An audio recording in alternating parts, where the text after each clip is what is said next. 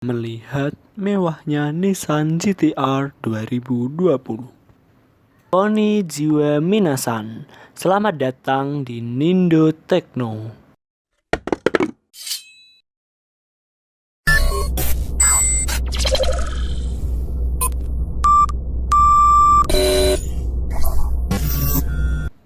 Melihat mewahnya Nissan GT-R 2020.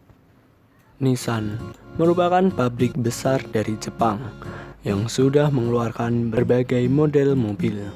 Salah satu produk yang legendaris adalah Nissan GT-R. Siapa yang tidak mengenal mobil satu ini?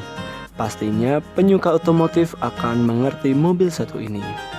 Nissan GT-R dikenal juga dengan sebutan Godzilla. Mobil Nissan GT-R akan sulit untuk disaingi oleh pabrikan Jepang lainnya seperti Toyota dan Honda. Namun nyatanya Toyota dan Honda juga sudah mempunyai supercar, tapi belum bisa membenamkan merek Nissan GT-R.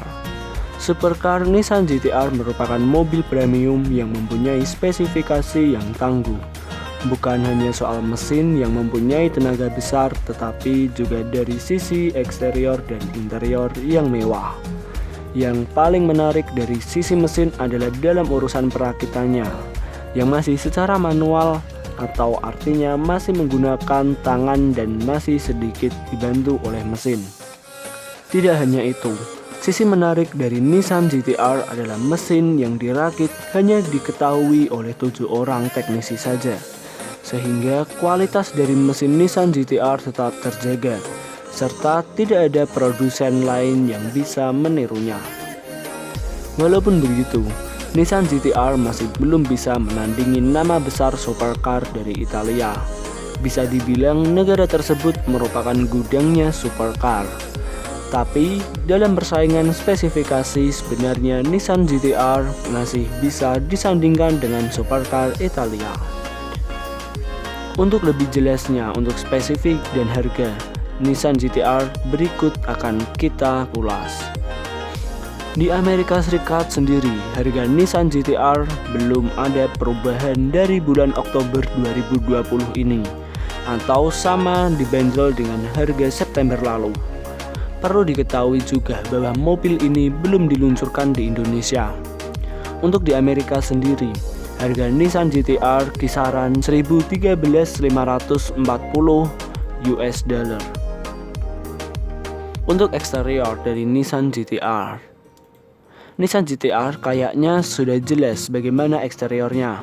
Kesan mewah dan futuristik memang nyata ada di desain eksterior dari Nissan GT-R. Dan kabarnya hal tersebut dipengaruhi oleh inspirasi dari robot Gundam yang ada pada anime di Jepang. Pertama yang bisa membuat hal itu semakin nyata adalah adanya front grille yang dirancang lebih besar ketimbang Nissan GT-R sebelumnya. Fungsinya pasti untuk menjaga suhu mesin agar tidak cepat panas. Dari sisi ukuran bodi sendiri, sekelas supercar tentu Nissan GT-R dirasa pas atau ideal, sehingga sistem aerodinamis akan bisa berfungsi dengan optimal di mana aerodinamis tersebut memakai serat fiber. Penempatan aerodinamis Nissan GT-R pada bumper depan dan bumper belakang. Tak hanya pada dua bagian tersebut, tetapi juga pada spoiler dan side shields. Nissan GT-R juga akan stabil ketika digunakan dalam kecepatan tinggi. Penyebabnya adalah penggunaan front intake, spoiler depan, samping, dan belakang yang dirancang lebih besar dari Nissan GT-R sebelumnya. Sisi eksterior dari Nissan GT-R juga masih ditopang dengan lampu LED dan sensor parkir yang berada pada bagian depan dan belakang. Kemudian untuk interior sendiri, desain eksterior Nissan GT-R sudah sangat keren dan modern. Dan bagaimana untuk interiornya? Jika melihat eksteriornya yang mewah, maka interior dari Nissan GT-R tidak jauh beda. Pasalnya bahan-bahan premium pasti sudah digunakan pada seluruh bagian kabin.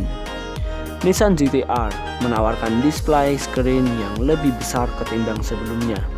Hal ini membuat tampilan kabin Nissan GT-R semakin mewah, apalagi ditambah dengan permainan warna pada kabin yang memadukan nuansa warna coklat tua dan hitam. Kembali ke urusan infotainment Nissan GT-R yang memiliki fitur khusus untuk urusan menunjang performa mobil. Hal ini dengan menyematkan playback yang pada umumnya digunakan pada mobil-mobil balap. Fitur lainnya adalah GPS yang dapat memberikan informasi tentang petunjuk jalan. Untuk urusan kabin, Nissan GT-R hanya bisa untuk menampung 4 orang. Pasalnya, pada jok belakang dirancang sedikit sempit, tetapi tidak pada jok depan yang dirancang cukup luas serta bagian bagasi yang cukup luas pula. Kapasitas bagasi Nissan GT-R sendiri mencapai 249 liter.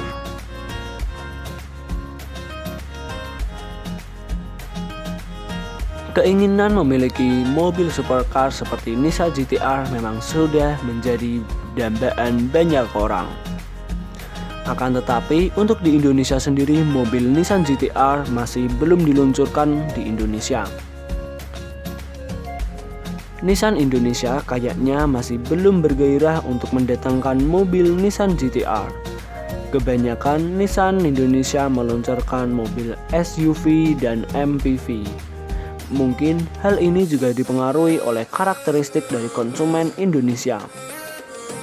Mungkin itu saja yang dapat Mimin sampaikan tentang penjabaran dari Nissan GT-R. Mungkin Sobat Indo ada yang tertarik untuk membeli supercar yang satu ini. Berikan jawaban kalian pada kolom komentar. Jangan lupa untuk subscribe, aktifkan lonceng notifikasi, like, comment, and share untuk mendapatkan informasi dan berita update dari Jepang Indonesia lainnya. Jangan lupa kunjungi juga website www.nindo.com dan Instagram @officialnindo. Sampai jumpa di next video.